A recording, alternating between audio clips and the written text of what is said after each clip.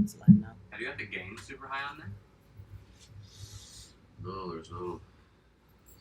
Everything's way down. Let's try. Okay.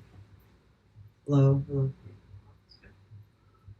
Hi everyone, welcome to Poetry Healing Celebration Series at Red Light Detroit.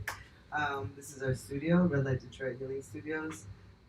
We're art and music-based healing studio, and I'm really excited for this series. I was thinking maybe since we're a small group, we could all just say a few words about being here, and I could start. So I've been writing poetry since I was 13 years old. My first publication was when I was 13, and poetry has been a really important vehicle for me to express myself, my cultural background, and when I realized at a young age that poetry was political, it became important also to think about poetry as a way of being political, but also to depoliticize the ways in which society tries to oppress and dominate in various forms. I'll talk a little bit more about that when you look at my work. Um, but my vision for this kind of series is to create a community here of writers, whether you write poetry, prose, whether you want to be a writer, whether you're trying to get into writing, whether you don't know how to write, and to come together and help each other to both heal and to create together. And one of the things that I would also like to do is bring in poets that are friends and poets in the industry, poets that write on the streets, just to come and maybe offer their insight in the ways that they approach writing and what they've written and how they think about writing. Um, I think of writing as an artistic form, so I think of it as a form of art, both in the words itself, the sounds, and then the written script. And that's something that is very integral in the way that I create poetry. So I have a couple people that have already shown interest, and I also would like us as a community to host each week. So people would volunteer, and they would kind of run the session, and then their poetry would become kind of the focus, and then it'd be like a workshopping experience. So this is kind of my vision for the space, but I would love to hear from everyone else, and I would love for all of us to create a space and a series where we feel like we're gaining something and we are working together toward some kind of common vision, even if we don't understand exactly what that is yet. But, so thank you. And Do you think we can just? Do you think this will pick up? or just sitting down, do you think we'll pick up? I bet you it will. This is. The stream is. Versus, but not the hard mic The in. stream open mic, yeah, the hard mic might not. It might not be on the audio recording, but it's fine.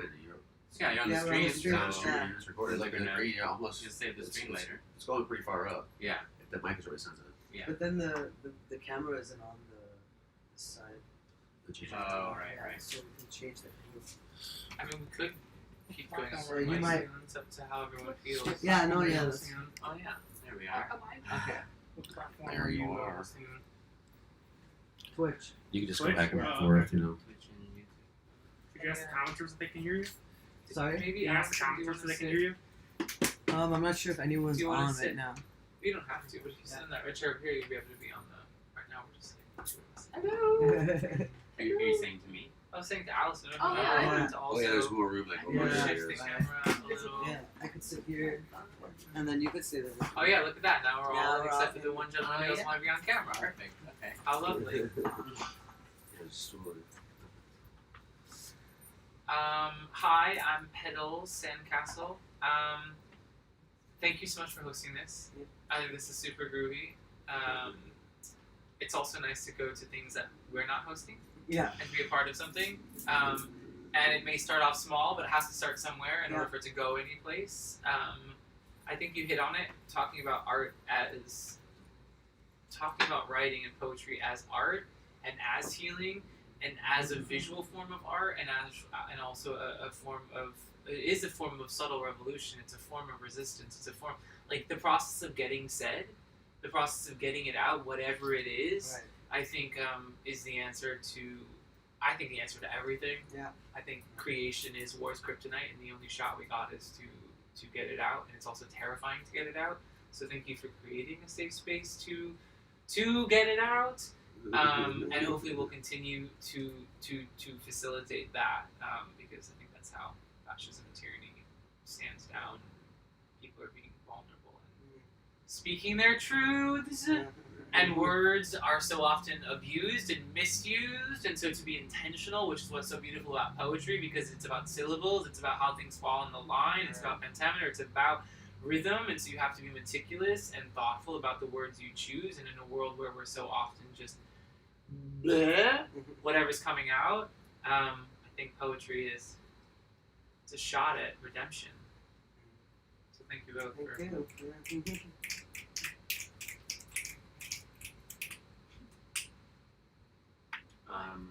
Quick, really bad. Well, I'm feeling kind of shy, but I'm really happy to be here.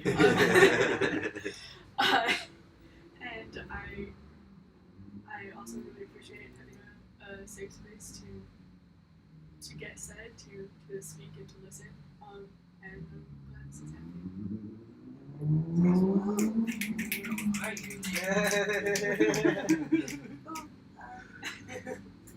Alice. Yes.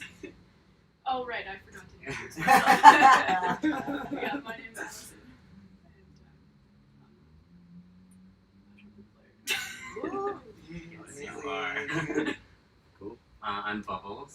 I'm not much of a poet, but We'll see about that. They are totally after meeting Petals here, I did morning pages for a long time, and that kind of turned into exploration of words and poetry in some way. And when I went to London by myself, I really started just kind of like letting my brain go and write whatever came to mind.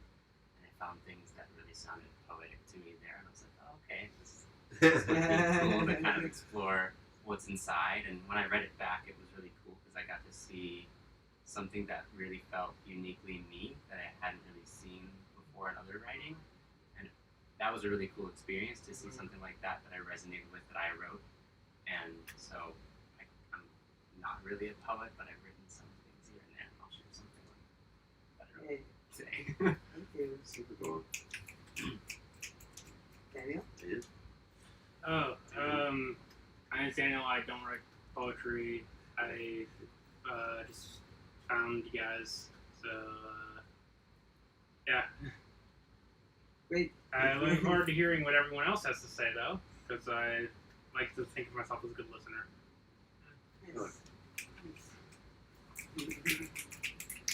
Hi, I'm Doug. This is our space. This is our vision. This is our dream. To just have a place to engage all forms of art. Welcome. Hi. So on with the show. How's it going? Good. It's just in time. We're doing introductions. We're doing introductions and Amazing. what we think about words and the power of words. So we all finished. So if you want to stay a Wow. little and So I'm Thomas. I think words are incredible. I think, yeah, you can say a lot. But there's always something underneath too. They can say many things at the same time. Yeah. I also think when you take words outside of the context of the linear, I'm trying to get something said, I'm trying to get something across, I'm trying to express something to you, into the land of nonsense, into the land of just, in the same way colors, when you just splash color down on the page and you watch it sort of spread and take over a landscape, and you don't have questions or limits or expectations on it, and just let it, so I think that is something when you say you don't write poetry, I think that's for me, it's a great entryway point for people to, cucumbers and bricks and all the way up the sticks and down the ladder into antimatter, and the gravity spins us on. Just randomly whatever comes out, and just being able to play and dabble and spin and win and twist and curl. That. Yeah, and I think it's really interesting that when you say poetry, or like I'm a poet, it comes loaded with a bunch of like almost like generic stereotypes, and I think it's important to like decouple what we mean by poetry from what we think people need to perform in poetry and as poets, right?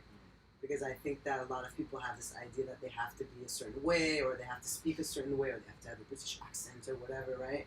But I think it's important that like poetry is, like you said, it's just really about how we put things together, like an arrangement of sounds ultimately, right? And those sounds are accompanied in language by what we all agree is a letter, because if we didn't, we couldn't communicate. But all of it is arbitrary, right? Like the combination of sound and letter is arbitrary. So language itself is already corrupt, right? It only works because we all agree to use it as a vehicle of communication, but it's not the only vehicle of communication. So if we actually accept this and the idea that language itself is faulty and not perfect and will always be misunderstood, because there will always be a gap between the sound and the letter and the interpretation of that combination, then I think we all realize that we could be poets, right? because that perfection just doesn't exist, right? And so we stop from trying to be the perfect poet or the perfect writer to just being ourselves, right? And accepting that it's already messed up to begin with. So. Means I could be a poet. That's right, baby. You are a poet. You didn't even know it. Oh God. I think I'll start because it kind of connects to my work. So We're I. live, by the way. Oh, We're live. You're Yeah. technically not on there, but You're if not you on stuck your camera. hand out, I bet you would be. Yeah. Look at the boss hand! Look at his hand! The hand is in poetry, it's poetry in motion. So can everybody see this? Full screen? Full regard. I can. Okay. Yeah. So I started writing really young in English, and it just didn't work for me. I just couldn't express myself in English. It's not my native language. So I predominantly work on the intersection of different languages and how different languages could provide different meanings because of the very thing that I was talking about. Where, for example, a word that I might feel is appropriate in English doesn't necessarily work. So I take from Armenian or Arabic. And so my background is that I'm Armenian Lebanese, and so my native language is Western Armenian, which is currently on the UNESCO list of endangered languages. So it's not spoken anymore. Primarily was spoken by Armenians living in the Ottoman Empire who were massacred during World War I. So the Republic of Armenia speaks a different dialect. One argues a different language of Armenian. It's just primarily spoken by survivors of the Armenian genocide, such as myself. The other problem is that because it's a minor language, most people don't compose in the language. So I find a lot of affinity in the writings of post-colonial poets or writers such as Ami Cesar or Ngugi wa Thiong'o, who talks about native language and whether you should compose in the native language that no one will read or understand, or should you compose in the language of the colonizer where you can get your word out and people understand. So this is a struggle or tension that I deal with in my own poetry, and so that's why I try to kind of make or draw attention to language in its corruption and in its colonized, basically, agenda. So this particular piece I was commissioned to do during the war. So in the fall of 2020, Azerbaijan and Turkey, backed by U.S. military and Israeli military aid, attacked a very small country in the region of the Caucasus called Artsakh, which cut itself off from Armenia many years ago in the early 90s and gained independence through guerrilla warfare. About almost 100,000 soldiers attacked a very small country of maybe 15,000 people population. I lost a lot of friends and family. Currently, they have taken over the indigenous lands of the Armenian people. They have pillaged their churches. They have taken over their schools, and those people were then deported to other areas that were allowed to have the population stay there. So this kind of occupation, during this occupation, we lost a very prominent filmmaker whose name was Mari Sahakyan. That's her picture. And she made a movie about the war in the 90s. So I was asked to watch the film and I write a poem in honoring her and thinking about the war. So I'm going to show you the piece, and then I'm going to show you the video where I explain the piece because it's entirely in Armenian. And so I did it for a Brazilian audience, and there's the Portuguese subtitles. So I thought this might be a way to best introduce you to the complexities of my work, because most people can't read the work. So then you could hear the sounds of the language too. So it's a visual piece, and I generally compose visual poetry, which used to be called visual poetry, but now more specifically is referred to as concrete poetry. And the term is coined in the 50s by primarily concrete writers in Berlin post World War II, who, like experimental music or techno, decided to deconstruct language in a way to build up again, just like they had to face the horror of the Holocaust. So how do we rebuild a culture? By thinking about bringing it back to its basics and then rebuilding ourselves, right? After the horror of what we've done as a people. So it was also very prominent in Brazil and coined by a group called the Noigandist Poets, who wrote a manifesto of concrete poetry, where they went back to the actual letter and said, we're using words as, like you were saying earlier, we're using words as empty coffins. They have no meaning anymore. Everything is a cliche. We're just borrowing other people's ways of expressing, but we're not really thinking about this individually. Like, do I really think about what I'm saying, down to the syllable or the letter? And so they made this movement to kind of reclaim language and kind of reappropriate these terminologies or associations that for so long have corrupted actual meaning in words. So I am one of the only writers in Armenian that writes in visual poetry or concrete poetry. And to date, there's only 5 writers that compose in Western Armenian under the age of 50. Yeah. So I generally try to not think of pages or excerpts, but everything is a flow, just like language is a flow, right? And the natural pauses are where we put spaces. So this is the piece that I composed, and I'd like you to think of it as one scroll, if you will, or one kind of movement between words. Wow. Wow. Wow. Mm. Wow. So you could see that there is, even in not understanding or knowing Armenian, you all have a response to the words on the page. And there is a movement that you could see between almost the openness here of what's happening and then the density of language, right? And the letters and how it creates an image. So I was very much inspired by this scene where in the film of all this war and destruction and pillaging, this family comes out and there's a davul zurna, like the drums and the trumpet, and everybody is dancing. And to me, I took this moment as the moment of composing this poem because it says something to me that in the moment of war, where you've lost family, friends, like everything around you is crumbling, you're still able to look at your family and friends and dance. And there was something about the music that brought these people together. I remember in Beirut, my parents used to say, the bombs would go off and we'd still be partying, because there's just something about, like, it doesn't matter what happens around you, but when there's the people there that mean the most, you can forget, right? And you could just keep moving on. So, and I love to dance, so this was something that just really spoke to me in the film, and it was kind of the central and pivotal point in the film because everything, as if it wasn't bad enough, everything just kind of went worse after that. So I thought it was like intentional maybe by the filmmaker or the film itself in speaking of a moment of community and what could create community. So it's the sound, but also the unspoken that happens in dance. So I'm going to show you the video that I made for them so people can understand. And then we could talk about it or not.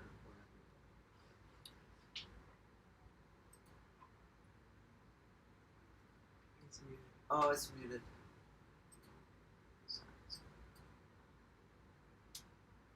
Oh, babe? Oh, yeah, you had to do a switch from the mic to the thing, so I could... What do you want to play this?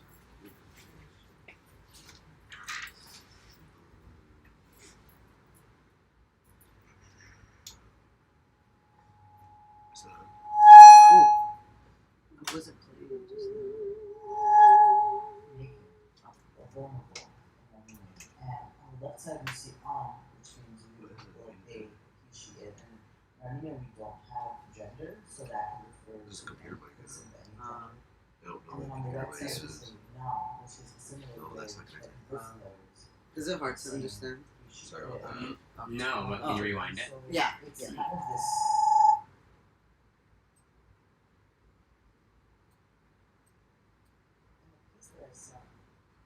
First page, and then this means naked or vulnerable. side we see on, which means you or they, she, it. And Armenian we don't have gender, so that can refer to any person of any gender. And then on the right side we say na, which is a similar way that inverse letters of saying he, she, it. And so it's kind of this idea of the two sides of coming into vulnerability or the same place. So the two sides come into the word med or naked or vulnerable, but they come from different places, right? And so it's trying to suggest in the space in the poem the idea of the temporal, the spatial, and also the positionality that comes into play when we think about us as a central creature who is vulnerable in the way that we move in life, but also like when we come back to something or a place that has been something that we experienced in childhood or for a very long time, and how that kind of changes When I and was what doing this are the video, memories that almost come, amazing. right? But also the trauma that's attached to it. The second page in the middle has the word my dance. And so around it you have things that happen in the moment of dance, right? So unfamiliar, ashamed, hands, I look, you look, do you look, at me, grandmother, mother, awkwardness, ooh, girl, to love, to laugh and dance, boys, right? So it's like in the moment that we're dancing, it is something so personal, but it's also something so vulnerable. And so in that moment, a lot happens to us. Like there is a beautiful comfort and discomfort in the moment of dance. But in that dance, as the page continues, is the word zap, zap, zap, zap. That's basically repeated throughout this whole set. So in the word zap in Armenian is integral the word palm. It's the palm, like literally, if you were to take the word. So the palm is in actually the idea of clapping. So it's like intentionally built that way, the word itself. Yeah. Of refrain, and So I refrain the word that word zap means to clap. and invert And the within there, letters there's in the word bolded itself. kind of letters, and I could read them to you line by line from the first line. So the dance of birds, the dance of grandma, but it's my dance. So the suffix sa at the end is mine. So my dance of birds, my dance of grandma. Up, up, up, kind of playing on the word of zap, to clap up the palm of the hand. But if you continue, it could be appa, appa, appa. So like oppa, oppa, oppa, oppa, right? Something that's said during the dance. Line 4, my dance of trees, my dance of mother, my dance of sister, oppa, oppa, oppa, oppa. My dance of leaves, my dance of little girl, a friend or a partner, a dance partner, to dance, oppa, oppa. My mother's sister's dance, my father's sister's dance, oppa, oppa, the dance of children, the dance of children, the dance of the earth, oppa, oppa, oppa, oppa, the dance of blood, oppa, oppa. So I kind of like extend the sounds so they draw out. The dance of Sayat Nova, the dance of death, mother, the one close to mother, oppa, oppa, the dance of Siamanto. Siamanto in Hamidian Massacres writes this poem about the dance, and he talks about how these women, as you know, are basically forced to dance by these soldiers, and in their dance they're basically killed, right? So the evolution here, there's a turning point in the piece where it starts with this idea of dance as a communal, familial thing, a dance of happiness, a dance of song, and how things that are culturally so close to us, people that have trauma, later turn into things that become traumatic, or they become memories that aren't positive. Things that are supposed to be beautiful and childish and juvenile turn into something that becomes things that are troubling, right? Things that we have to question. And so here is the dance of soldiers, and the dance of shade, and the dance of martyrs, and the dance of earth and the dance of leaves. So here, there's kind of like a death in the poem, and when you hit the line that says dance of martyrs, then it goes back to the earth. So the dance of earth and then the dance of leaves. Opa opa and the dance of trees and the dance of birds and the dance of the sky and the dance of paradise. And to turn around and to turn against, I don't know, and I am. And then that last section on the fourth page is the shade or the, it's like, could be shade or it could be visage or it could be like, you know, some kind of like creature, ghost says, the ghost says, or the shade says, and I say no. Come in, look around, sleep, let's see the house inside, come towards me. Ins, right to me, inch, why? Because you covered, there is none. And you are out of breath, not because you aren't, but because you aren't there.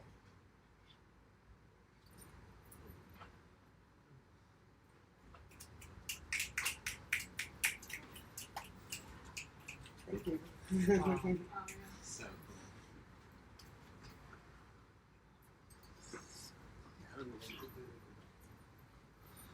Where do you go back to? Oh, just if you wanted to look at the recording. I'm just It's recording. I'm done with that. Okay, it's recording. It's just running in the background. did you go through all of them? All of the ones that were bolded? Yes. You mentioned all of Yes. them. Yes. Okay. Wow. So Amazing. Thank you. And so there's this repetition throughout, the sort of flowering around it is are It's the, the clap. same words, It's the the clap clap. over and over. And the palm. Wow. did you perform it? No, but I would. Yeah. It'd be interesting. Would it include a vocal clap or an actual clap? I think usually I would do the up, you know, with the Okay. sound Okay. more, to Wow. recreate the sound. Wow. Is the word, so the word is zop? Zop or Yeah, just one syllable? Zap, one syllable, Zap. exactly. Right. And then up is palm. Okay. So z up, Zap. yeah. So it's even like the melody itself, right? Like it gives you a count, Yeah. which is what you Yeah. are doing when you're clapping. You're trying to create a count, right? Yeah. Go with the beat. So there was a video that you watched? Yeah, it was the film by this filmmaker. Yeah, it was inspired by that scene where they're all of a sudden, just after all the destruction, people are like, "Fuck this," and they start bringing out the drums, and everyone's like, "Yeah, let's just dance." But it's like the evolution of the dance where you start where you're like, "Oh, I'm letting go. Like I can dance freely. Like I'm happy." But in the dance itself, you come to realize like where you're at, like what's happening around you, that your friend has just died, that and the dance like loses that meaning, right, over time, where it becomes like reappropriated as something that was so like freeing and like happy to something that is a reminder of all the loss and destruction, where you can't be free and happy like you used to be the last time you did it. And that's where you had your death in the poem. Right. But then it came back. So Right. you let go of that loss and then you just continue to go back to That's the right. comfortable feeling of dance. Right, or that you just have to let go to actually experience anything, no matter what's happening around you. Makes me think of all of the journals from Black people during slavery and talking about in the fields and just kind of repetition That's of right. words and call and response and dancing and Exactly. rhythms and singing, and so it kind of got intertwined, like the trauma of what was happening got intertwined with this, but also it was the salvation from it. That's so it's right. like That's right. it's kind of a circle of, you know, Absolutely. kind of beyond the binary. Like it's both of them, but what it really is it's the process. It's the process of being able to just do that. There's a lot of rocking that's Right. involved. That's And just, right. Yeah. Hmm. Right. And then it's like that the process wavers between like all feelings are there, right? You know, yeah. and it's like you're just mitigating those feelings through rhythm and sound and where you're hitting, right? Like, so where does it hit this time? You know, Mhm. it's like if we're dancing, we're like dancing and happy, and then we're self-conscious, right? And we're being watched. And you're like, then I'm performing. How should I perform? And then you're like, no, I don't care about performing. I'm just gonna dance, you know. Exactly. Yeah. I always think about that's why I like house music so much, is because whenever I'm dancing to house music, it's like I can just always give over to the beat. That's right. And it reminds me that no matter what, life is going to be this endless repetition of a beat that never goes away, and you just have to get comfortable with it. And house music makes you comfortable with it and just can vibe with it and be okay with it. Right. Whereas in life, you tend to fall out of that rhythm. You forget that it's just a beat that keeps going. Yeah. You can't escape it. Right. You have to figure out a way to love it. And whenever I go back to the club, I'm like, oh my god, yes, That's I'm right. reminded. Yeah. Yeah, and just to take your point further, the thing is that the repetition in house or techno is precisely what makes you comfortable, so that it could play with that, right? Mhm. By changing the time on you or changing a beat, Yeah. where you then it's not taking you away, but it's sinking you deeper Yeah. into that, right? Giving you something to That's play right. with too. That's yeah. right. Exactly. It's kind of like the surprise of laughter. That's right. Like That's what right. makes you laugh when something surprising happens. You're like, oh, the tempo changed. I'm good with it. Yeah. You know what I mean? Like I'm comfortable now. Uh-huh. You brought me to a place of comfort where I can deal with change, right?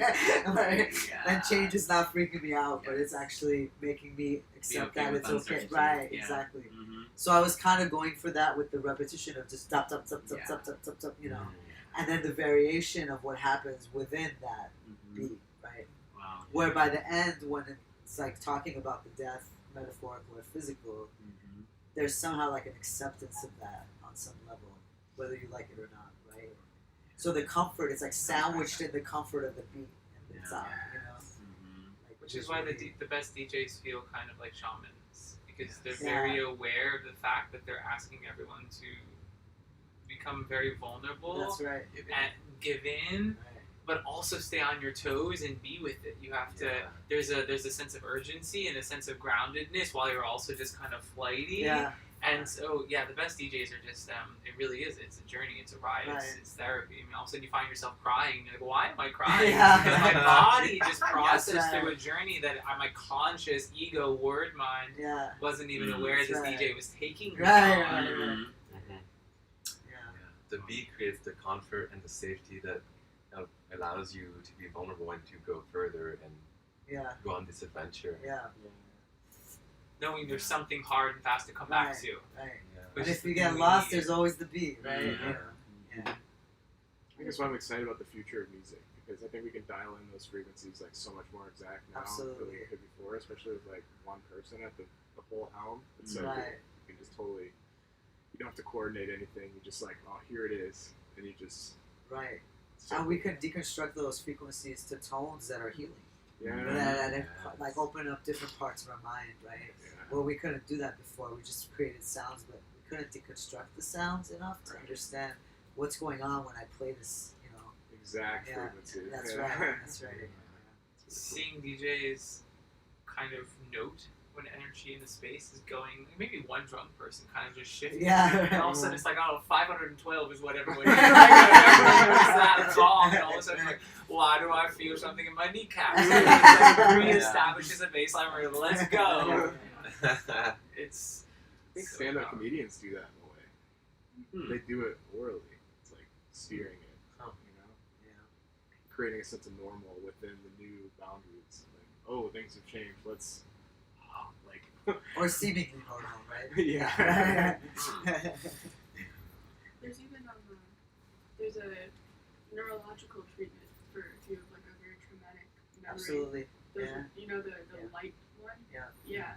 Like where it's how you think of the memory and they flash a light very quickly between your eyes and it forces like because of dual hemispheres of the brain, like it switches and you have your brain like only looks at one of them at a time. And that repetition, I don't know why, and I don't think science really knows why, can help process a really traumatic memory and make it so that you can view it differently. It's not like you forget.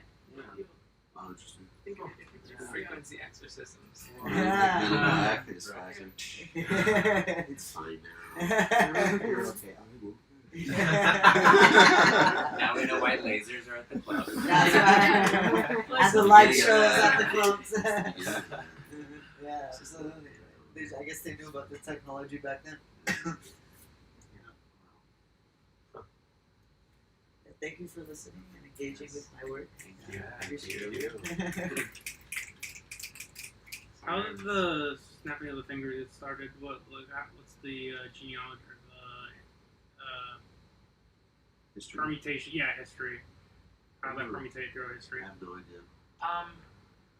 So I don't. I mean, I think it's been around a lot longer than this. However, certainly during the beat generation, so like 50s and 60s, there was this whole movement when psychedelics and all these things were introduced of just like this aggressiveness of concerts and of clapping and of just kind of like you're in a mood after something and all of a sudden people want to show like this is great and but it's very harsh, especially when something ends. And so the finger snap, as far as I mean, this is what I think. I always attribute it back to to the psychedelic movement and the beats and just kind of the cafe culture of how do we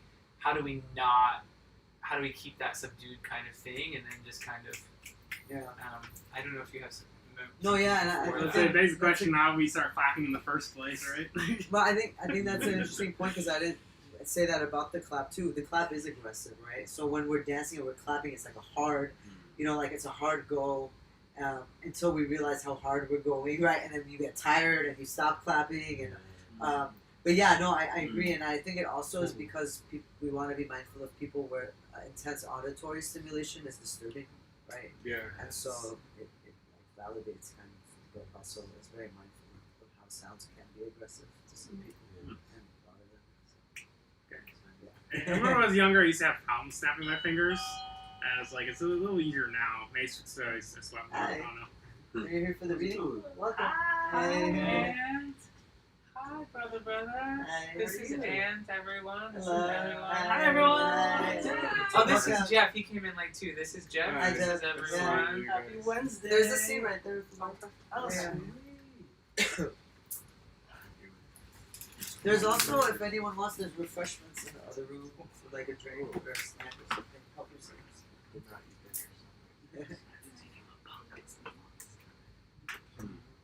Yeah, go on. Yeah, help yourself. There's plates. And, yeah. I think it was Just like to the right. 50 or 60 or Oh, like, just right in that something, one. like Yeah. snaps and like 50 or something claps all at once. So like it's Jay-Z. He invented, I think, the snap clap, if I'm not mistaken. Where it's like a big crunchy, like it starts with a bunch of snaps and it ends with a bunch of claps. So you get this, but it's a ton of snaps and claps just stacked on top of each other.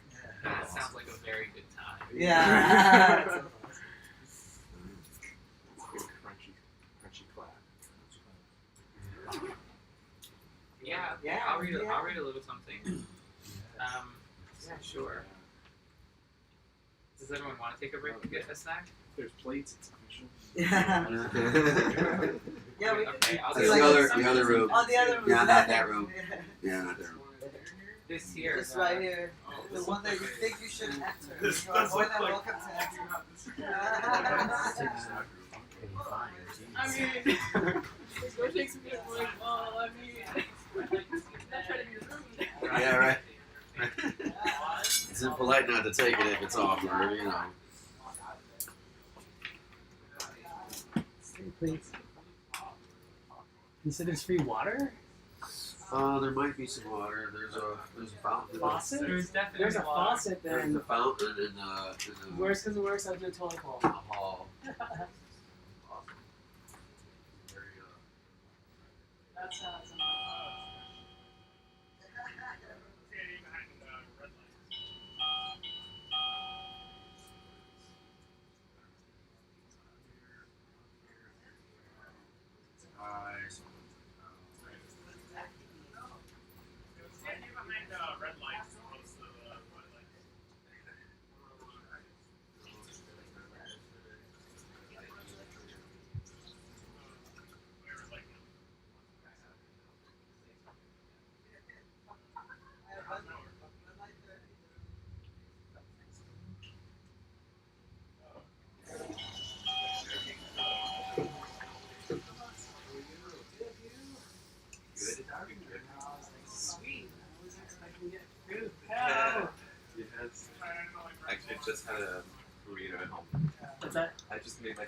burrito.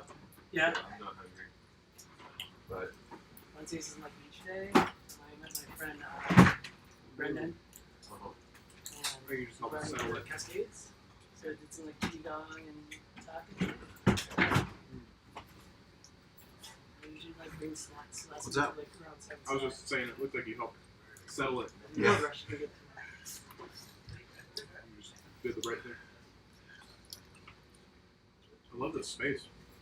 Yeah, very cool space. Cool. Got the best view of Ann Arbor right It's a pretty sweet view, yeah. here. Yeah, Really downtown. super down. Super duper downtown. ooh, Rochester Disco. That's J. Daniel Calhoun. Yes. What? I'm just reading what's on that little. Oh, you know those guys? You know those guys? I mean, I don't know him personally, but I've seen a B2B of Calhoun and J. Daniels, old vinyl, a couple years ago, and it just blew my mind. Nice. Those two are something else. They are, Nice. yeah. You should get your number for events and stuff. You know? Yeah. Do you want some liquid death water? This was the funniest thing I've ever seen. I don't know how I Water. ended up in a fridge. Liquid death sparkling water.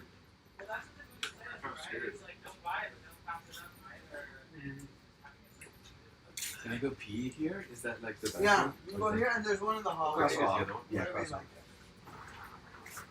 Oh, is it open, baby? I don't know. Oh, you opened it? Nice. Nice job. You are amazing. She really is amazing. Preparation. Preparations are everything. Yeah. Everything awesome. Is this space dedicated to just like being creative, like outlet kind of a deal? Or I missed sort of like, I wasn't here at the start, so I apologize. Yeah. It is. We also have like some healing stuff, like Yeah. base medicine. Oh, we're still recording. Yeah, we're still recording. Play a lot of drums. If you need drums for any weird reason, just hit me up. Play a lot drum set. So. Super You're cool. selling a drum set? No, He I plays drums. Oh, hell Very, yeah. very well as well. Yeah. We'll keep that in mind. We're always looking to put little. Like our concept is her and I play, and then we have a live instrument Oh, okay. plays with us. Yeah. Lately, we've been doing a guitarist, and I think we're gonna play lo-fi this Saturday. Cool. It's a 4-hour set from 10 to 2. Is that maybe sense? Yeah, I think it's 10. Yeah, 10 to 2, right? Something like my new favorite genre of music. So. You never heard this before, no? You just listen to it. Yeah. Nice. It's I'm like so glad we're gonna be- techno and like samplers and guitar. Hopefully And like you were first talking of about, many like one gigs. person Yeah, gets to yeah. control it. Yeah. Are you doing the warehouse? One person gets to party? control it. Oh, 19 cool. hours. Yeah. I know those guys. Yeah. Do you? Yeah. Amazing. We're going Thursday, Friday, Saturday, and it culminates in a 19-hour Yeah, amazing. Saturday party. So we're Amazing. gonna just Yeah. spend all of our energy Because Thomas is leaving. moving after to this DC. week. So we're going out in style.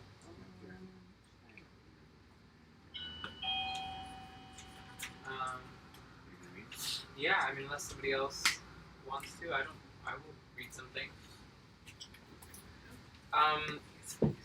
So I think that the anxiety around performing until you do it a bunch is a real thing, and the anxiety, especially around words, because especially when they're your words.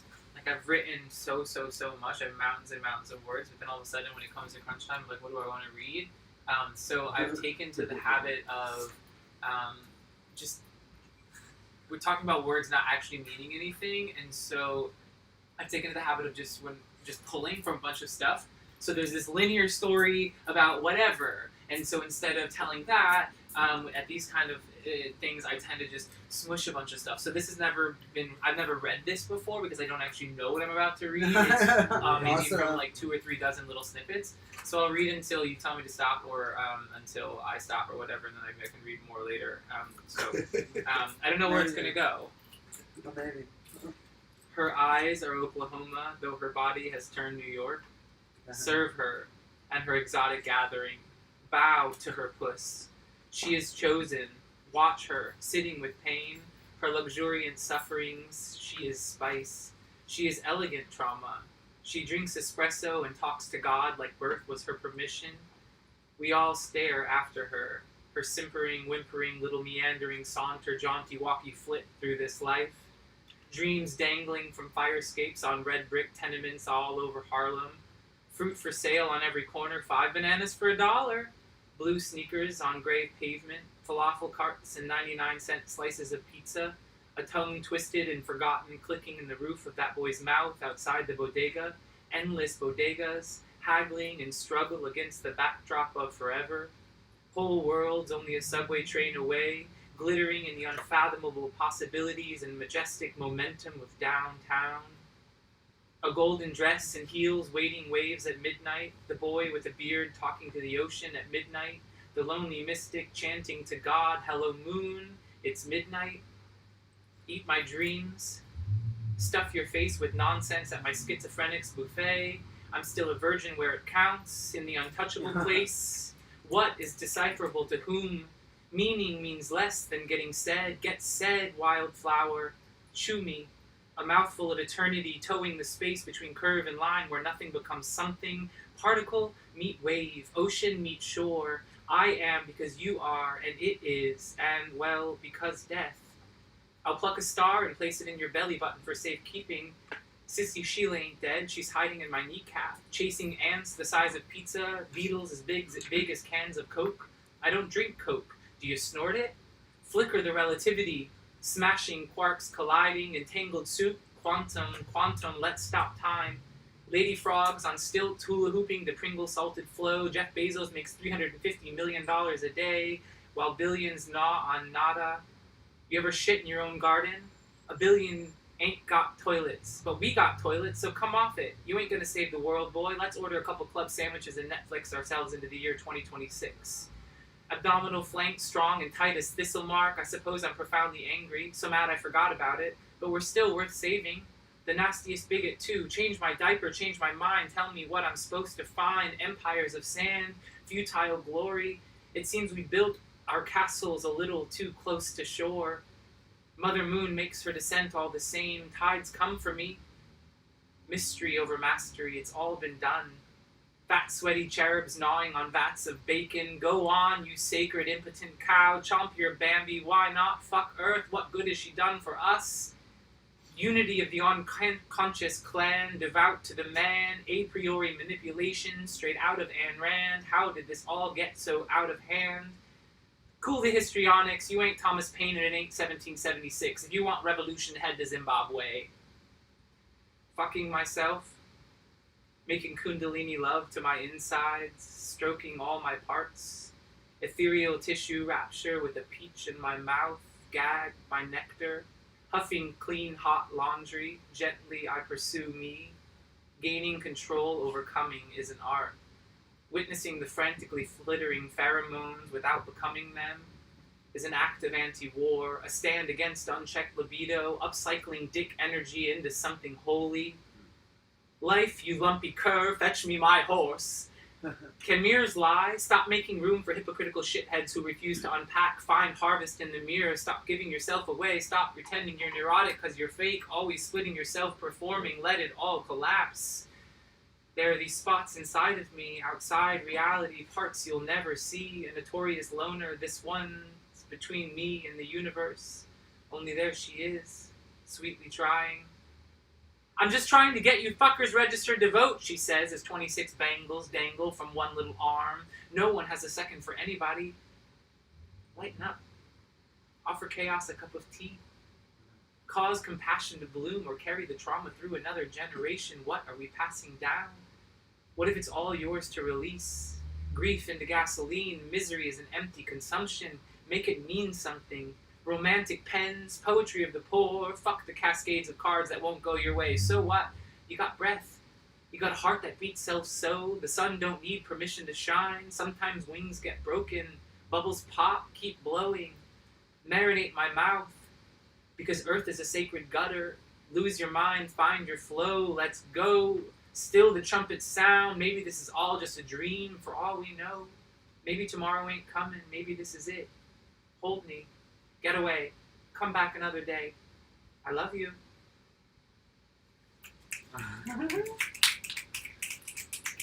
Thank you. Yes. Thank you.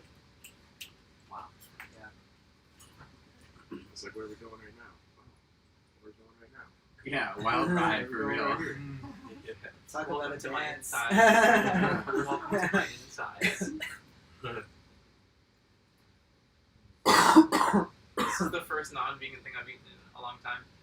I'm so excited about this. I was gonna say I was getting nervous. It felt so right. Yeah, good. Cheese, of course, is the one. Has to be cheese. So high. I didn't bring any words, but I brought that idea that we were talking about. So I don't know if it's. Can we pull the diagram up there? I don't know. I could send a photo, but I don't know if that will help. I don't know. I haven't emailed to somebody. Yeah, well, this Good email. this But I somebody could has also to like Yeah. draw it again, or like explain it. that one diagram you have. I think would be so useful to be able to ground us in the conversation. Did you want to email something? Sure. Yeah.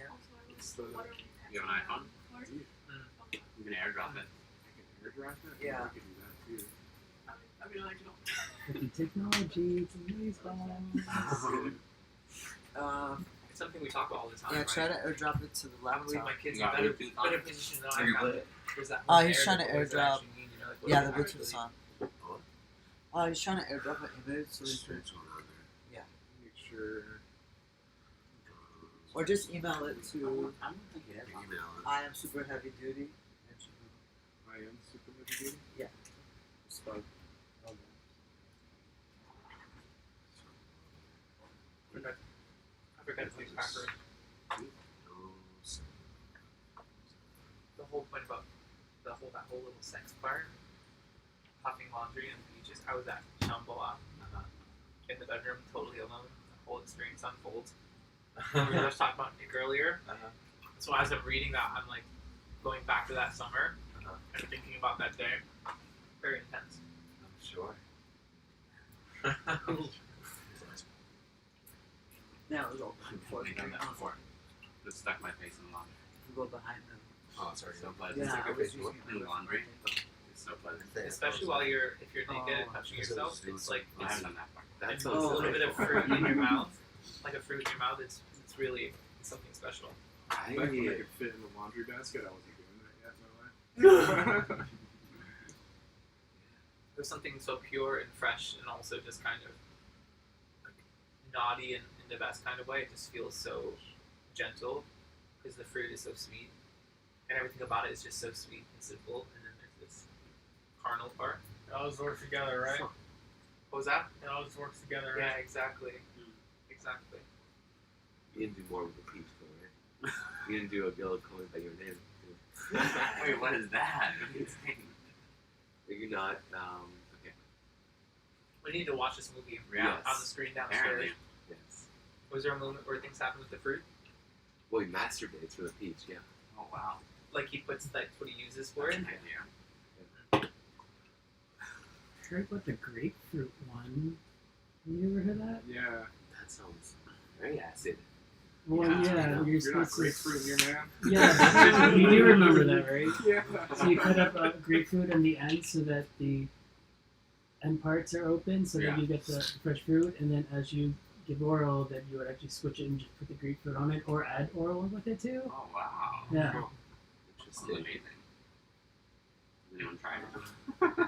You said it. The night is young. I think so. I am I am super heavy duty. super heavy duty. Yeah. Forgot the I booty. am super heavy duty. I got everything but the booty. Ooh. I am superheavyduty at gmail.com. Yeah. Wow. It's not first email. It's not first one. Remember when you just registered Gmail accounts with like no strings attached, when not getting your phone number or anything, you just use as many as you want. Way back in And loaves of bread were a nickel, the day. and gas was 50 cents, and We're not that old. we were marching both ways up and down the hill to 10 feet of snow barefoot. The good old days. No shit. Does anybody need one? I'm good. I don't know. They actually. Food hitting going on. Someone say actually. Mm-hmm. Have you seen any of these new ones? Just buy them out of nowhere. They're wonderful. I haven't seen these ones. We just got them 2 days ago. Sent one and sending the other right now. My friend does like Oh, Armenian yeah. photo work. Yeah. I love the rebranding, by the way. Yeah, Express your yes. it's You like like it? doing It I don't know, pops. it's Yeah, like, sure. but, Yeah. like, I don't know. This thing? I love Yeah. it. Yeah. Yeah. Thank you. Yeah. I don't know. I love the guests. Does she sell And then I sent the second one. It's Um, kind of like I don't trying know to. if she does. Oh, It's just been something I I've been think she just sort of piecing makes at. them, but I Oh, can yeah. ask. I Yeah, can ask, yeah. Sure. I've never really showed a group of people. If we it. download it. It's gonna be interesting. So That's awesome. basically, like, I It's the was right at this place point. to do it. What was that? It's the right place to do it. Yeah, I feel that way. I was trying to do this thing where I was like really lost in my life, where I didn't know like kind of which way was up, almost like, and what my motivations were, and like what other people's motivations were, and I was just sort of like brain like. To be real, I was just taking a lot of Adderall and smoking a lot of weed and just seeing what came out of my brain, right? Just Amazing. drawing what I can put out. So like, Oh yeah. I had this idea of like Interesting. red energy and blue energy, which some might call like, I don't know, masculine and feminine, whatever. But then I also had like moments, right, where like impulse is like your moment, like it's almost like your reaction, right? And then like you kind of have an afterthought where you like you like kind of double do something and go, wait, do I really want to do this? Yeah, I am doing this. Or like, you know, I have a gun in my hand. Am I gonna shoot him or not? No, I'm not gonna. Okay, like, so you kind of have like this impulse, right, and like this afterthought. So, like this, like I kind of put like masculine impulse, masculine afterthought would be like physical action, like MM, and then I kind of put it on a matrix, like FF, MM, whatever, right? So like, it just started taking form of like, okay, well, if this is like the realm of like action on top, and this is the realm of like thought on bottom, like, okay, like physical action made into thought is just like your imagination. You're like acting in your mind, or like if you're acting in reality, that's physical action. But you know, some people get stuck in like imagination land, and they just don't do anything. You're like, you gotta actually clean your room if you're gonna clean your room, or something like that. Like Jordan Peterson, kind of just basically like. So, you know, he's like kind of advocating for this missing piece that a lot of people seem to have, which is like an ounce of action is worth 10,000 pounds of theory, like in some people's worlds, right? But like, you know, and then mental energy made physical is almost like the only way you could do that, I think, is verbally, unless you draw somebody a picture or something, which would be like some kind of things, but.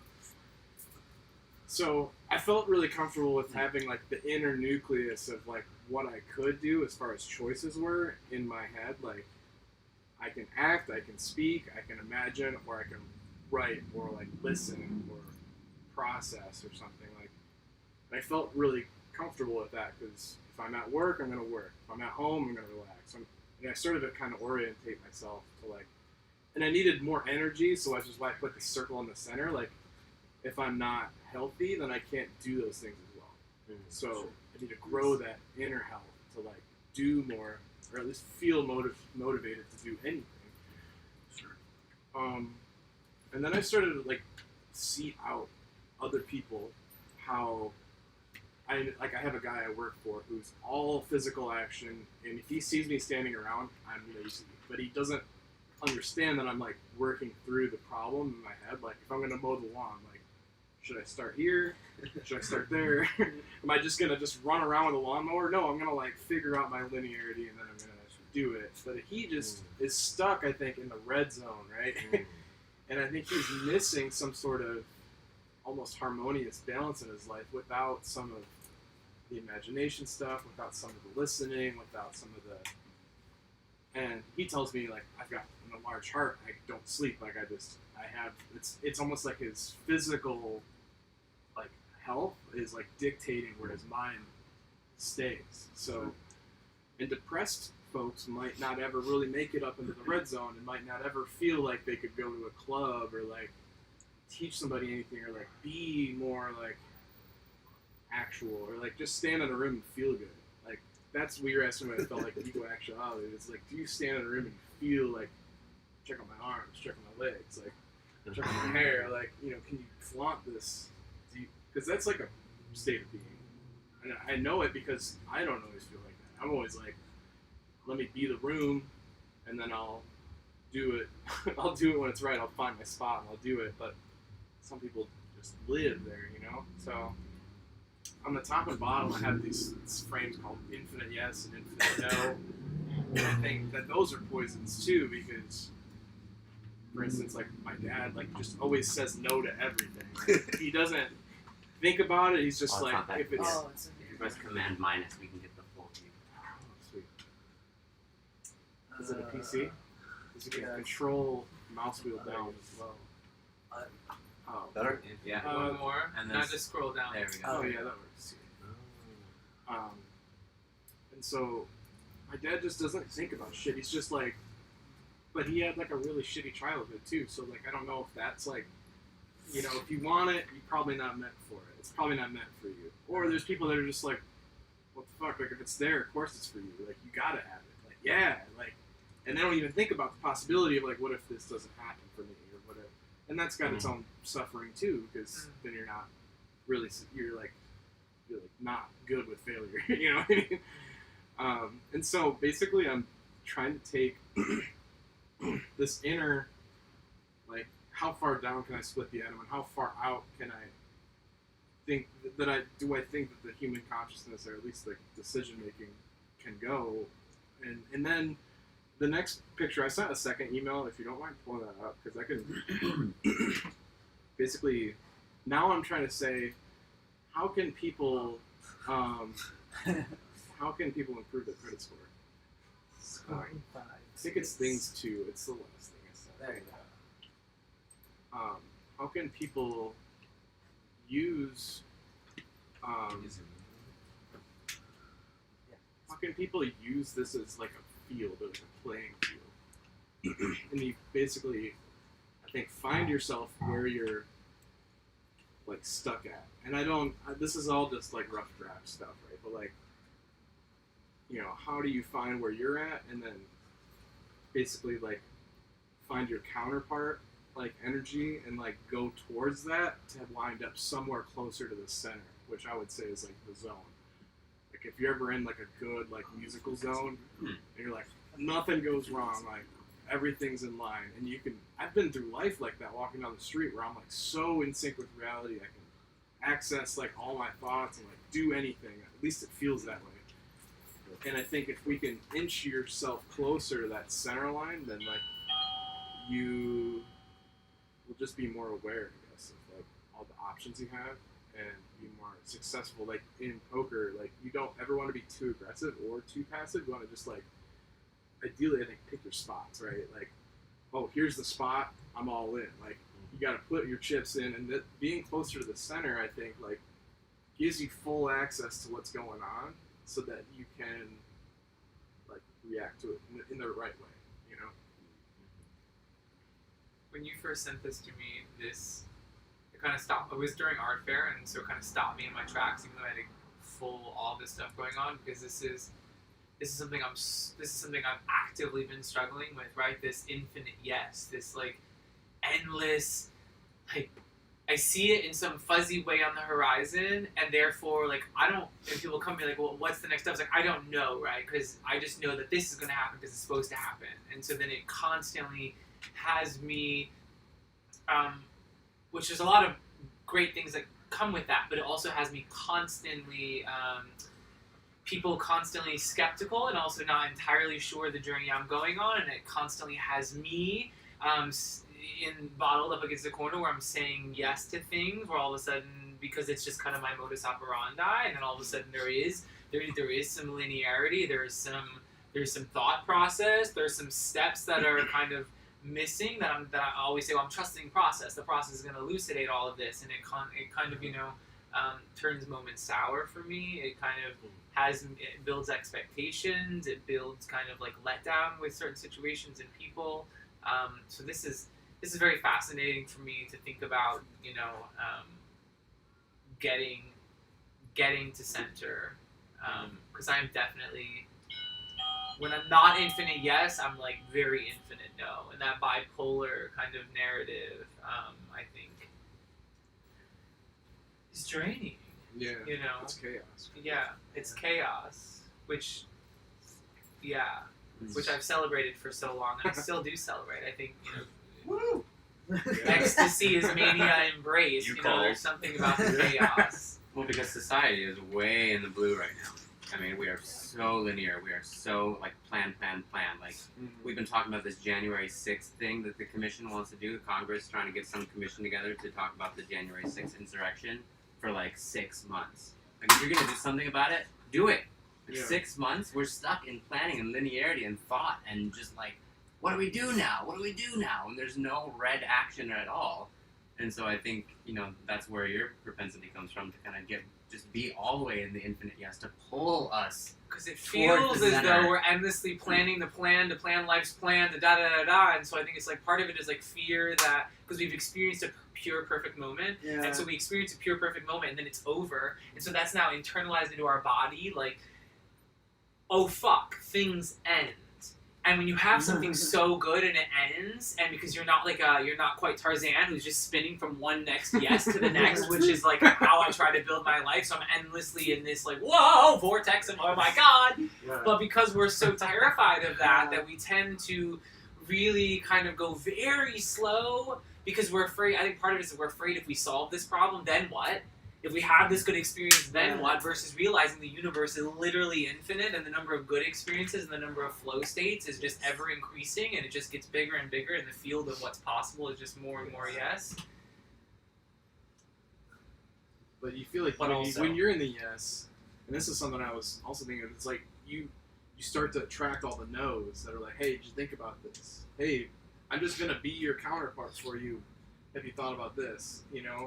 And I think we do that for each other. I think when someone's in the infinite no, it's like, hey man, just get outside once in a while. Get the fuck out of the house once. Like, just do it once. Just do it. You know what I mean? And we do that for each other to like be each other's like balanced counterpart.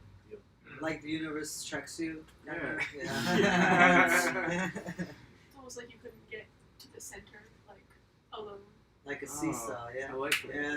Right. I like that. Yeah, I thought of a seesaw Yeah. thing. And then I thought that this is my first thought was, wow, this is very anti-capitalist. Mm. Because, for example, if we, Foucault argues in the History of Sexuality that capitalism was invented as, sexuality and capitalism are linked, right? Mm. Because of the ways in which the idea of a heteronormative relationship, marriage, kids, is a way that allows capitalism to keep going. It's right? like a 70%. Yeah. We know we can get behind. We know we Because can we get put on. you in boxes and you have to get stuck there. We know and where so you're you work going. harder. We can set up the Right. suit So, along the way. and then I think about your imagination, observing and following. There's this wonderful poet, C.A. Conrad, and they told this anecdote about how their parents were factory workers. And I've had this conversation with people when we think about trauma or getting stuck in trauma, and they said that their parents couldn't live in the present, because if you lived in the present, you would then have to basically face that you're an extension of the machine, right? Mm. So where do you live? You live in the future or you live in the past? But this is very much forcing you to live in the present, right? Mm. In many ways. Mhm. It's telling you not to go in a seesaw too down where the no's really are when the past comes in and you can't act, right? In so many ways. And then the yeses are when you're jumping too forward and you're not thinking of consequence, right? So I don't know. I think it's a very interesting way to think about balance and harmony. Yeah. Yeah. Someone told me I sent this to her, and she said that she reads tarot and she can connect a lot of the cards of the tarot to this Right. too. And I was like, oh yeah, let me get a deck and actually Right. incorporate it into this. But I think I don't know if Infinite my yes card. You You're gonna be rich and famous. Would it be fair to say that you are your past? think Because who you are now is kind of more or less the combination of all the experiences you've had. And I still feel like I'm wanting living. new dreams too. I think it would be more accurate to say the past created you, rather than you are it. You're a result of it. Yeah.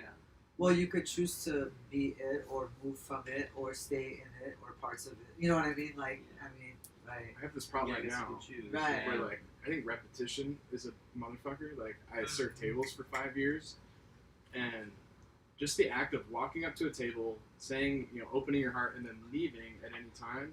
I found a manager of mine who would do this. He would say his thing before you even got to say what you're going to say. He walks away because he doesn't want to feel, I guess, like you pull away from him. He's like, I'm pulling away from you. I'm I'll gonna get leave you out. before you I'm leave leaving me. you Fuck out of here. And I think I have that now, where I will, like, a cool moment will happen. I'm like, all right, I'm gonna go before you make this end. I'm gonna go. And I think it's just the repetition of serving tables, which just never happened to me before. So, Interesting.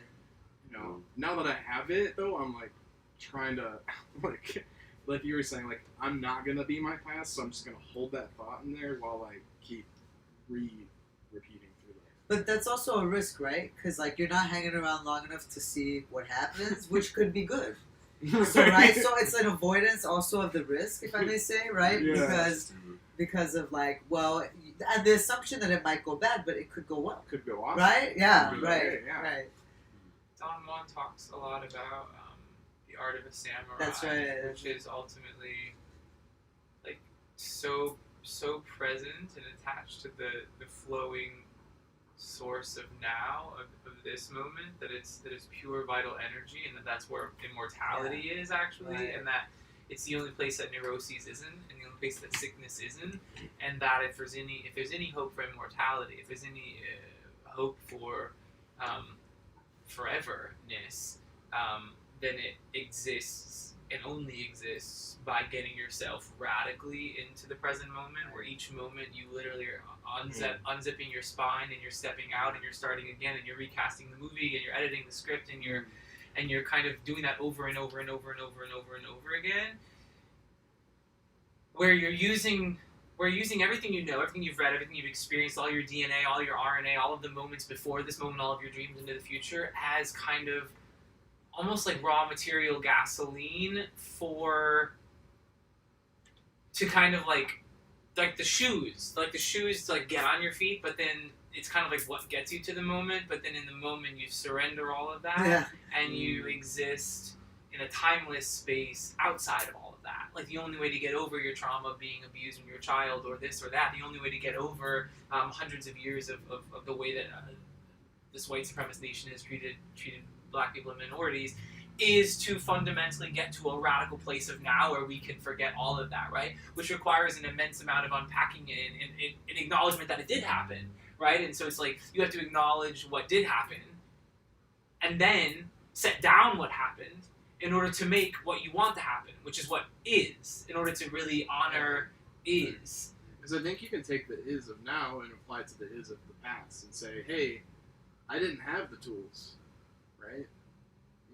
Yes. You can only change the past, but you can't change the future.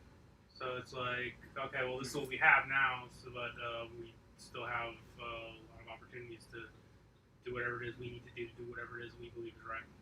Yeah, foundation, for sure. Which is why when you're in a group of people who are so committed to the present moment and who are so good at not bringing up all the ways that they've been grieved, like I sat in your pissy toilet again yesterday, right? So like being able to absolve yourself, which I think is very difficult when we're domesticated and we're so conditioned to be with one person, and so those triggers are just like constantly there and reinforced. Like there's colonies like of people who are just like 100% nothing else exists except for this moment, right? And so you're not allowed and so then you recondition your mind to not even be fazed by what didn't happen or did happen, because it doesn't exist anymore. It's a fallacy. It's an imagination. Yeah. It's not real. Yeah. Which is obviously very, very difficult to do in a world that like lives off the continuity of yesterday connecting to tomorrow. Yeah. Right? You punch the time clock yesterday, you got to punch the time clock tomorrow because someone has to serve this person a meal, and so that sort of whole. And I think that's why, like, the futurism movements are trying to basically negotiate that past and present. Like, Yeah. so what, like Afrofuturism, Arab futurism, It's indigenous futurism. How are we not debilitated by the past? Like we understand what happened. Yeah. Now we imagine, like a future. Some like in Afrofuturism, technology is a big role, right, in thinking about the future.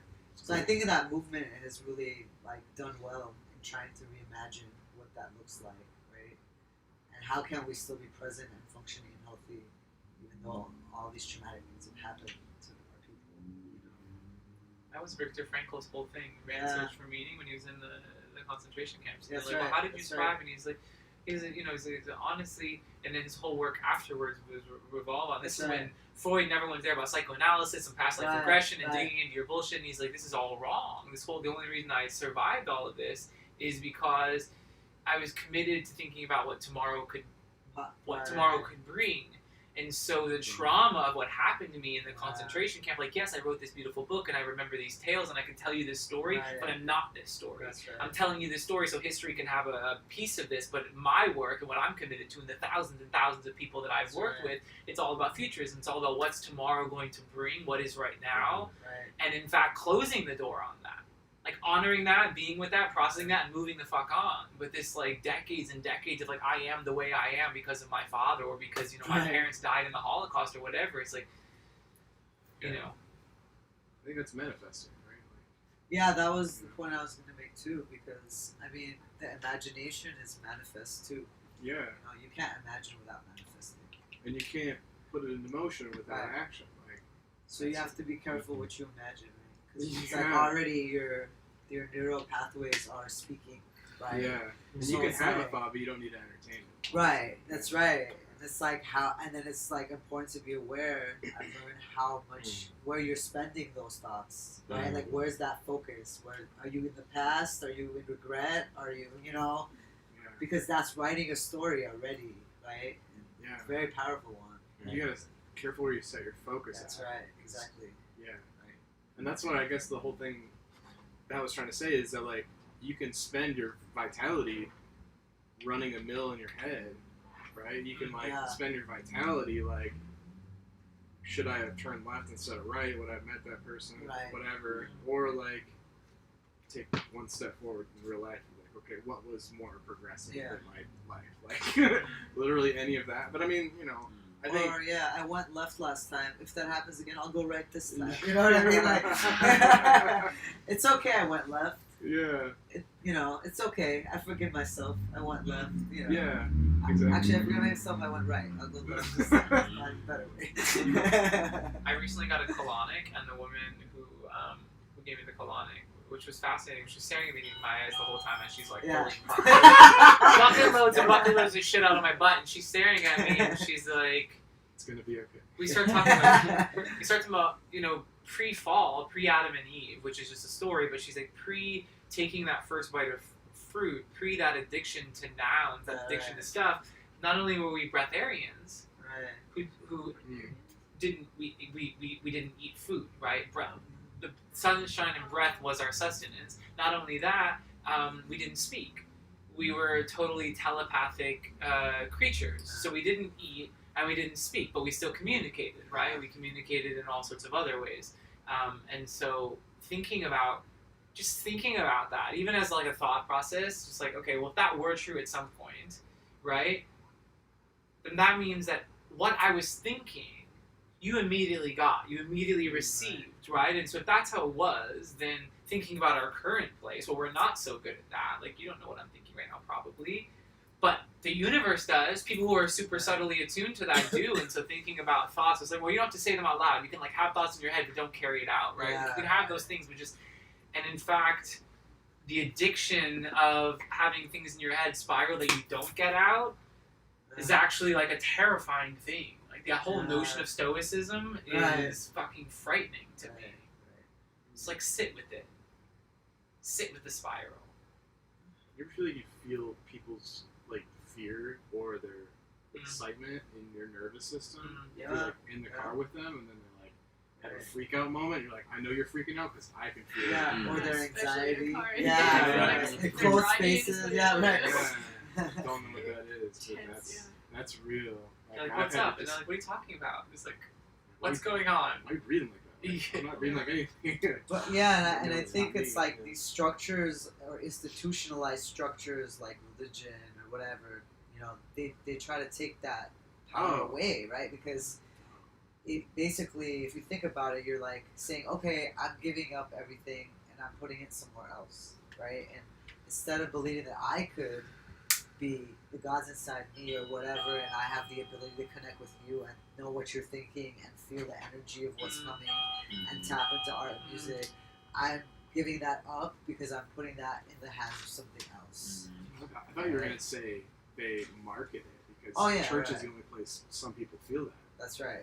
And they're like, oh, like I'm in this comforting space. We're Right. singing together. That's we're, true too. I don't have this like anywhere that, else, and they almost market that connectivity as like Right. this is God, like this is where God's house is.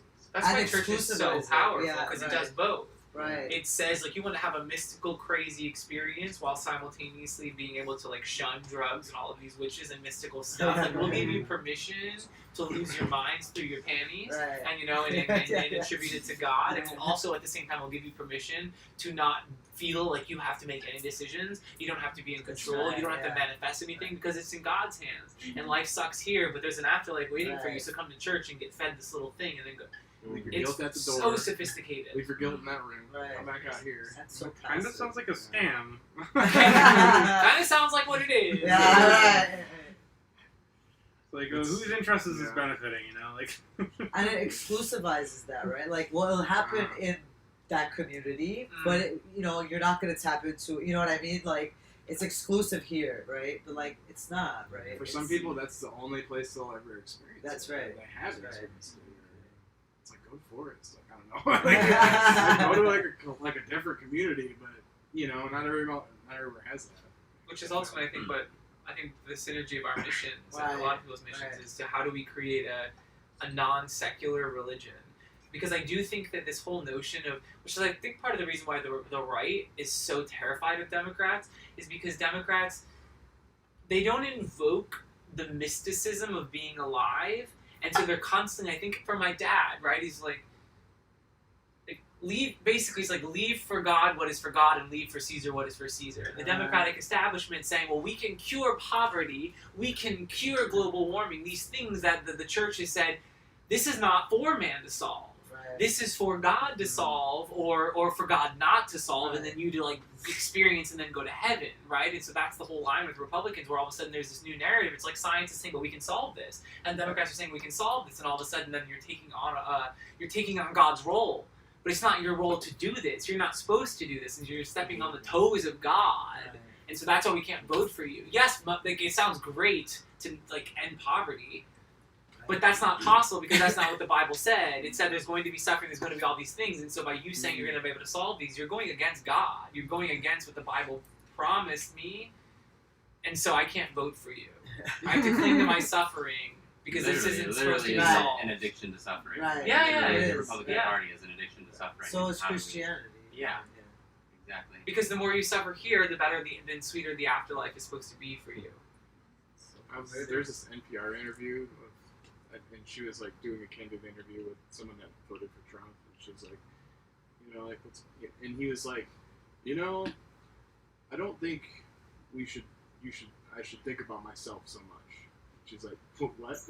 And he's like, I don't vote in my own interest. Is basically what he's saying. Like, I'm supposed to be here and suffer, and blah, blah, like you were saying. Like, I'm doing this for what I believe in, but not for what I believe can help me, I guess.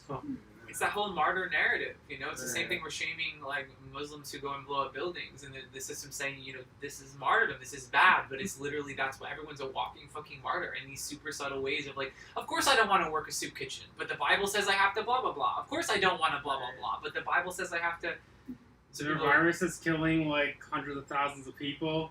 Now you need to sacrifice your life for the business you work for. Yeah, You're a sacrificial lamb. And they are the golden gods. Well, how much that stuff's written by some guy. It's tough. That's a tough one for me. I've noticed. I don't know. I grew up Catholic, so I've been around Me a lot too. of yeah. Okay, yes, kindred spirits. Yeah.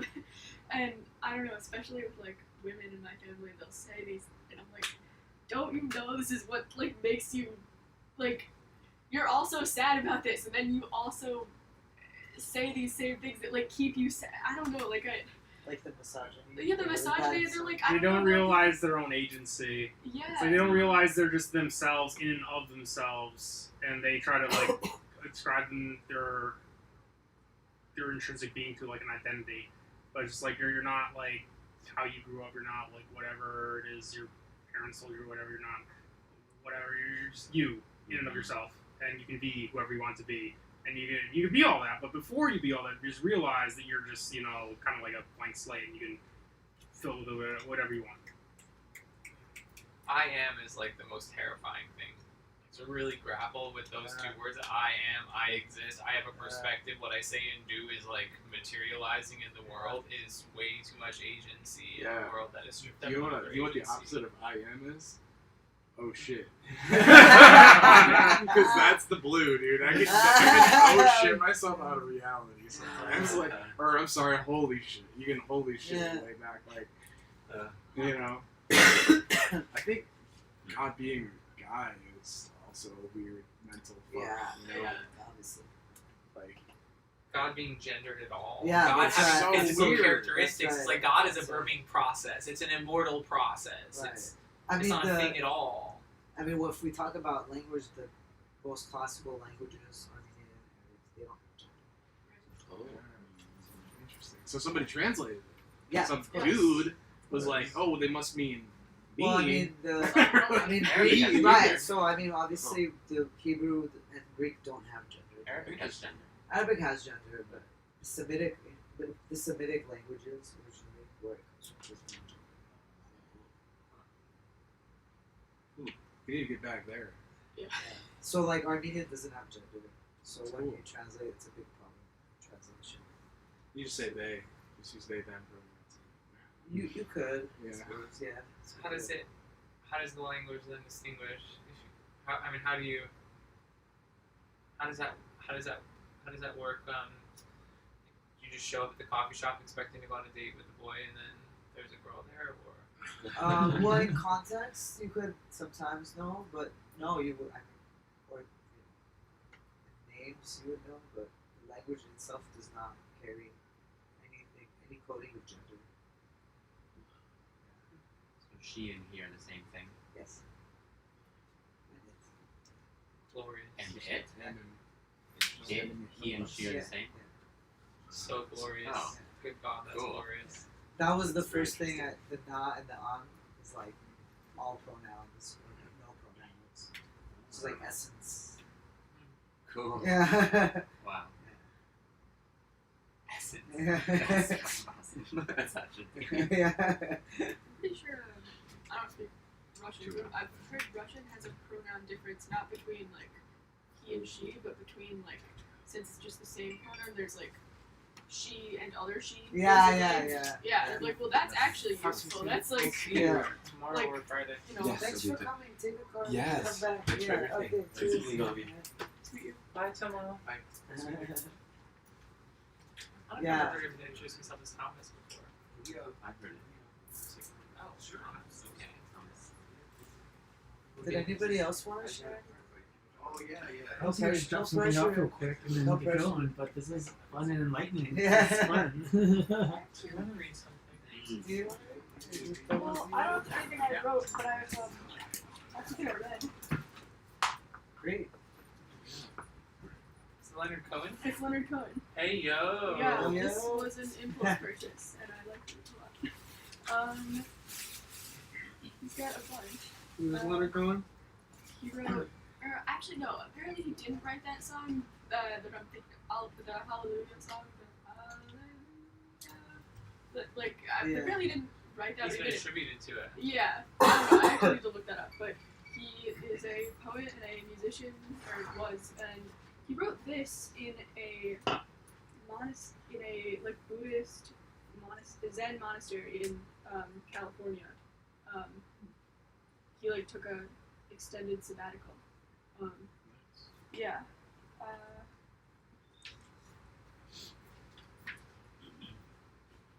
Start with the short one. So it's called Butter Dish. And it Darling, I now have a butter dish that is shaped like a cow. And that's it. Yeah. Is there an image? Yes. Yeah. It's all like It's like images. a- Like he's got. Oh, Yeah. Yeah. I don't know. I just like it a lot. I don't know why. I just. It's the little things in life. Yeah. Darling, My God. I'm somebody now. I don't know. And then there's this one. This one's different. It's called Why I Love France.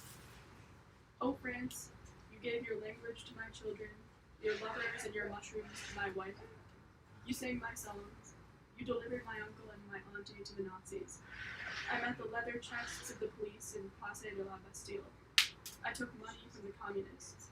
I gave my middle age to the milky towns of the Luberon. I ran from farm dogs on a road outside of the Roussillon. My hand trembled in the land of France. I came to you with a soiled philosophy of holiness, and you bade me sit down for an interview. Oh, France, where I was taken so seriously, I had to reconsider my position. Oh, France, every little Messiah thanks you for his loneliness. I want to be somewhere else, but I am always in France. Be strong, be nuclear, my friends. Flirt with every side and talk. Never stop talking about how to live without. I'm not sure if I should say God or G/G, like God, or is it like, do you say G-Jack? Wow. I don't know. The G word. Yes. Yeah, that's so right in with what we were talking about. That's good. Stay nuclear, friends. Yeah. And keep talking. Yeah. I'll give this to you. From the chair for fire ceremony. This is my old fire can. Burn it with some paper. So I gotta get rid of it because it's getting really old. Would you want to facilitate it? We can all do it now or no? If you want to, but where will you burn outside? We can. I don't want to take. Great facility. Do you all want to do do you all want to do a fire ceremony? Would you be down to? I mean, I would love sure. that. Since you already have the stuff. Yeah. If everyone's As long as down. you can burn it outside and not be in trouble, then yeah. What do you bring? Go to the roof at our place, just in a can, I think. Oh, it's a On a fire can. So you actually write 4 sentences, all beginning with thank you, whatever higher power you believe in, or universe, for helping me forgive. So each 4 of these the sentences is what you write. And it's always about thanking and forgiveness. First one is you write about what you have no control of. People, weather, politics, like things that in your life currently at this moment that you have no control of. Second one, it's like thank you all out for helping me forgive and what you have control. Patience, kindness, forgiveness, killer smile, whatever. That's things that you can control. But you're always thinking and it's a forgiving thing. Third one is a specific example, person, situation, event that harmed you. So like when you see a friend again, you tell them. You see them again next week, you still tell them. It's like that bugging thing on your shoulder. But a specific thing you can't shake off. Person, situation, event. And the last one is you're thinking just more like a birthday wish. So you write it down, tobacco, Native American. The medicine person said that tobacco is because you bring it to the heavens and you burn it up. So if you don't believe in a higher power, even by like your creative souls or your problems, you manifest it. You put it in paper or you paint it or something. What are we gonna So you would write it down, burn it up, and it opens up the space between your heart and spine for 3 or 4 days. It opens up the space between your Yeah. heart And and spine. spine for 3 or 4 days. So this is what the medicine person gave me. He gave my future ex-husband like potions that he made for healing, like for pain or whatever.